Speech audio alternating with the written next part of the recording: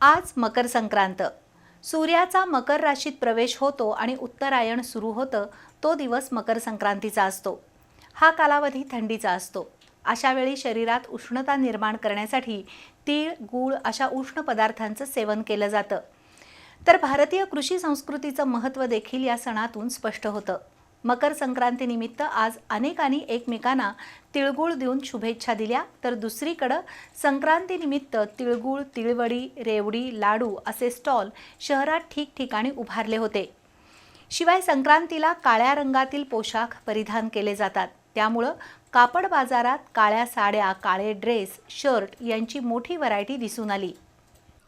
आज मकर संक्रांत.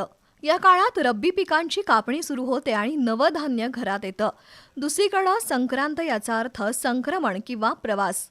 आजच्याच दिवशी सूर्य मकर राशीमध्ये प्रवेश करतो आणि सूर्याचं उत्तरायण सुरू होतं. संपूर्ण देशभरात मकर संक्रांतीचा सण वेगवेगळ्या नावांनी साजरा होतो. पोंगल, लोहरी, माघ बिहू आणि खिचडी अशी या सणाची वेगवेगळी नावं आहेत.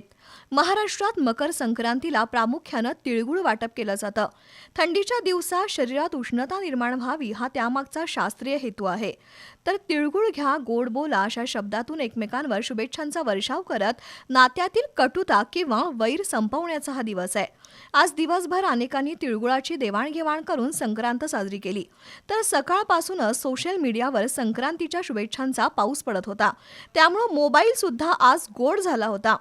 सध्याच्या आधुनिक संपर्क क्रांतीच्या जगात अजूनही तिळगुळ देण्याच्या निमित्तानं लोक एकमेकांना भेटत आहेत. काही काळ तरी गोड बोलत आहेत. ही सुद्धा या सणाची फलनिष्पत्ती म्हणावी लागेल. दुसरीकडे कालपासूनच तिळगुळ, तिळाचे लाडू, रेवडी, तिळगुळाची वडी अशा वस्तूंचे स्टॉल ठिकठिकाणी दिसत आहेत. तर संक्रांतीला काळ्या रंगाचे कपडे परिधान केले जातात. त्यामुळे शहरातील अनेक कापड आणि रेडीमेड गारमेंट दुकानांमध्ये काळ्या रंगाच्या कपड्यांची व्हरायटी दिसतेय. काळ्या साड्या, काळे ड्रेस, शर्ट यांना संक्रांतीच्या काळात मागणी वाढते. एरवी वर्षभर कोणत्याही सणाला किंवा शुभ कार्यक्रमात काळा रंग निषिद्ध असला तरी संक्रांतीला मात्र सर्वांनाच ब्लॅक ब्युटी बनण्याची इच्छा असते.